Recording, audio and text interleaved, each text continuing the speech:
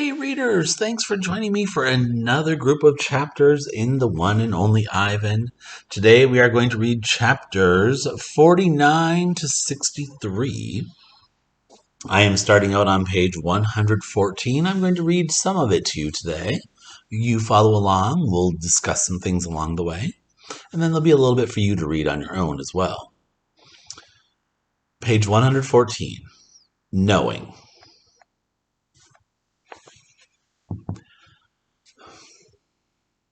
Before Mac, before Bob, even before Ruby, I know that Stella is gone.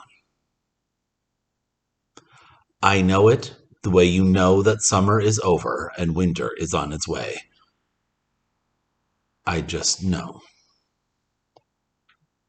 Stella once teased me that elephants are superior because they feel more joy and more grief than apes. Your gorilla hearts are made of ice, Ivan, she said, her eyes glittering. Ours are made of fire. Right, so she's saying gorilla hearts, right, are cold and unfeeling, and that elephant hearts are, right, are very hot, very emotional, right? They feel a lot of things. Right now, I would give all the yogurt raisins in all the world for a heart made of ice. So what the author is telling us there is that, right, Ivan is feeling, and what he's feeling is very sad, right? He's hurting because his heart is hurting because Stella has died. 5 men. Bob heard from a rat, a reliable sort, that they tossed Stella's body into a garbage truck. It took 5 men and a forklift.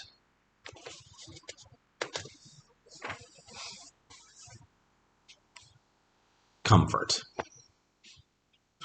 All day I tried to comfort Ruby, but what can I say? That Stella had a good and happy life? That she lived as she was meant to live? That she died with those who loved her most nearby? At least the last is true. Right? Think about those questions again for a moment, scholars. Right? Did she have a good and happy life? Right? Think about, was she happy in the circus and stuck in at Big Top Mall? Did she live the way she was meant to live? Is that how elephants are meant to live? But he's saying at least she did have, right, those who loved her nearby. Crying. Julia cries all evening, while her father sweeps and mops and dusts and cleans the toilets. When George sees Mac, he runs to him. I can only hear a few of his words. Vet. Should have. Wrong. So, scholars, can you picture what that conversation probably was? Right? Even though Ivan can't hear the whole thing, think about what we know, right? Mac, right, had said he would call the vet the next morning if things weren't going better. And she's now died before that could happen. So, right, I can picture George saying, right, like, you should have called the vet sooner. It was wrong not to call the vet earlier to get help. Mac shrugs. His shoulders droop. He leaves without a word. When George wipes the fingerprints off my glass, his cheeks are wet. He doesn't meet my eyes. So, can you infer what that means if his cheeks are wet? Right? Inferring is when you can think about something, an answer to a question that's not right there. The One and Only Ivan. I'm on page 118, scholars. When all the humans have left, I send Bob to check on Ruby. How is she? I ask when he returns. She was shivering, Bob says.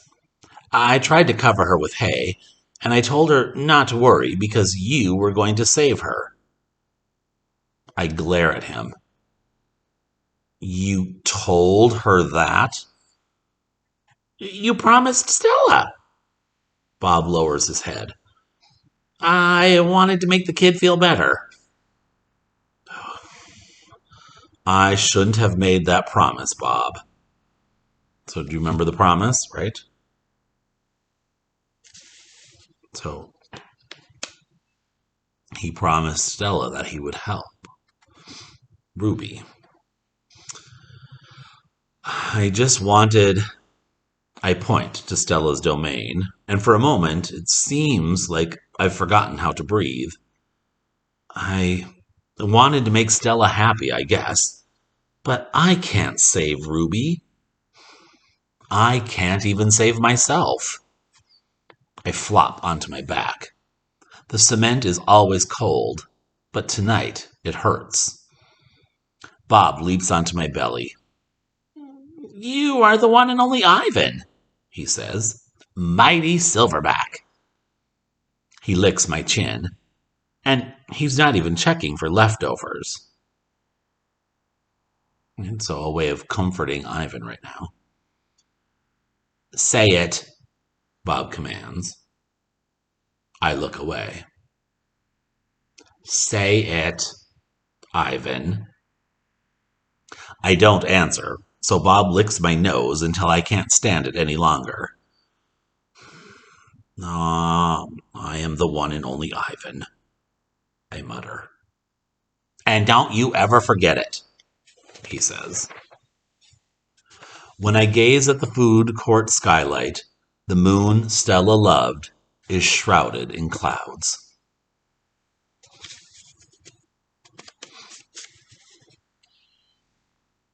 These are some sad chapters we're reading today, aren't they? Once upon a time, page 121. All night, Ruby moans and sniffles. I pace my domain. Do you know what that means when you pace, right? You just go back and forth, right? Pacing back and forth, walking back and forth. I don't want to fall asleep, in case she needs something. Ivan, Bob says gently, get some sleep. Please.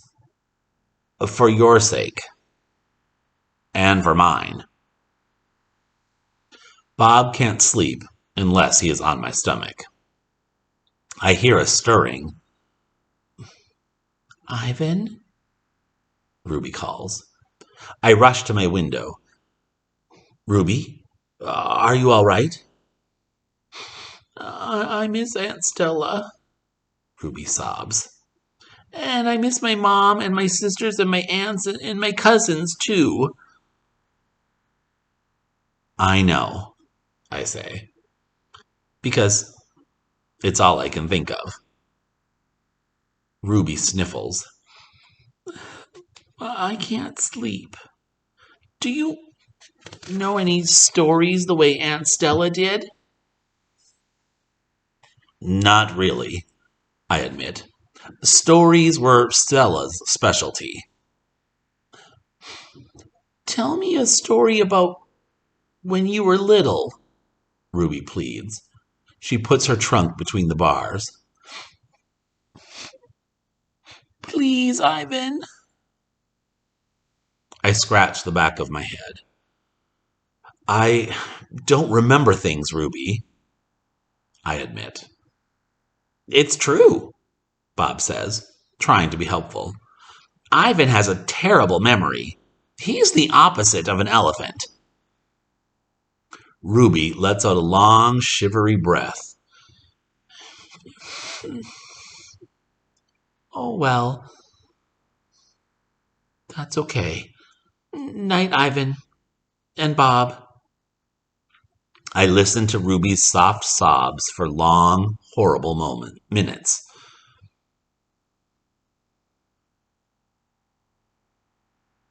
Then I hear myself saying, once upon a time, there was a gorilla named Ivan.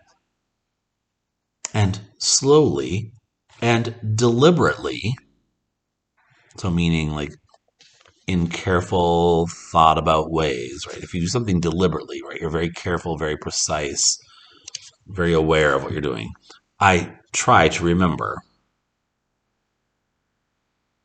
the grunt. I was born in a place humans call Central Africa, in a dense rainforest so beautiful no crayons could ever do it justice. Gorillas don't name their newborns right away, the way humans do. We get to know our babies first. We wait to see hints of what might yet be. When they saw how much she loved to chase me around the forest, my parents decided on my twin sister's name, Tag. Oh, how I loved to play tag with my sister. She was nimble, but when I got too close, she would leap onto my unsuspecting father. Then I would join her, and we would bounce on that tolerant belly until he gave us the grunt, the rooting pig sound that meant enough. So can you picture the father gorilla, right, letting them play for a little bit and then letting out this grunt that lets them know right away it's enough, stop it? The game never got old, although my father might have disagreed. So now we know, right? His sister, remember, was named Tag because she liked to chase him around.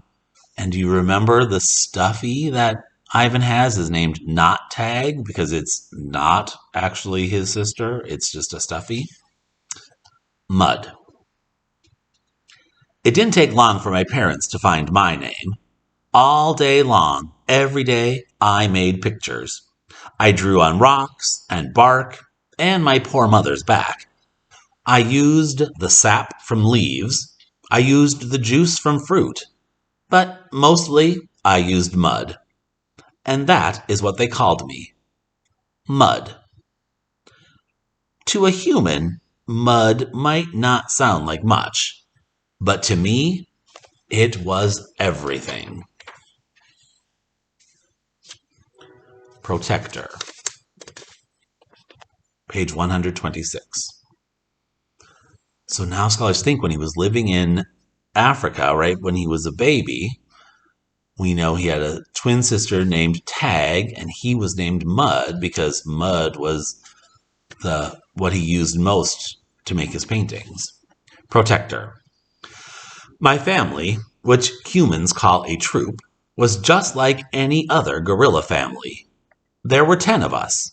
My father, the silverback, my mother and 3 other adult females, a juvenile male called a blackback, and 2 other young gorillas. Tag and I were the babies of the group. We squabbled now and then, as families will, but my father knew how to keep us in line with a simple scowl. And for the most part, we were happy to do what we were meant to do, to feed and forage and nap and play. So forage is like hunting, searching, right, for food, for snacks to eat, right? If you're ever hungry and you're trying to find something to eat and you don't know what you want, you kind of forage through the cupboards, right? Or forage through the fridge, right? Searching, hunting, like, what sounds good?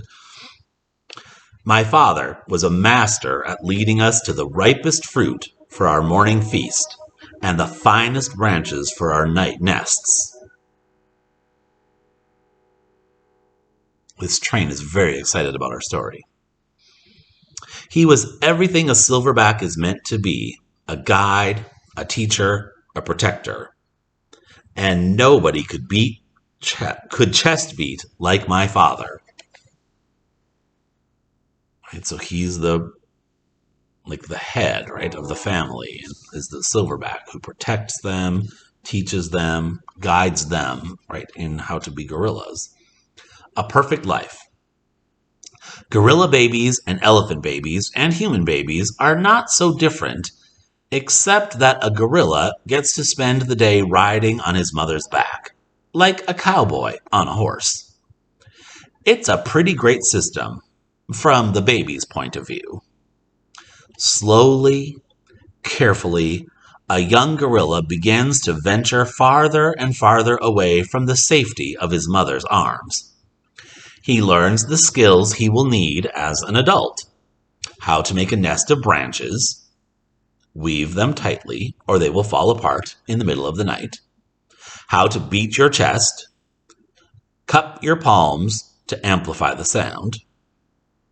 Right? So instead of just doing it flat, right, you kind of cup your palm, right, kind of cup it. You could even try doing that a little bit, right? See if it makes a louder sound, right? If it amplifies the sound.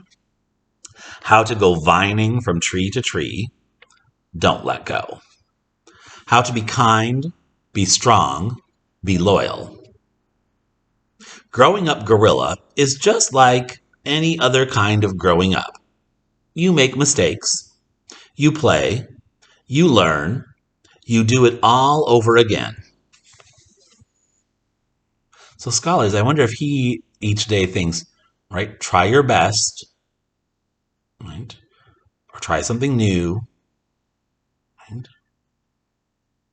To learn something new, try your best. I bet he does those things. It was, for a while, a perfect life. The end.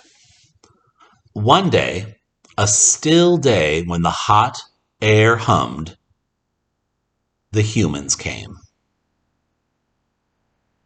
And scholars, that's where I'm going to stop for you to read the rest of these chapter sections together. So pages 129 to 137 are up to you to read, hopefully aloud to someone in your family, and we'll continue again with our next lesson.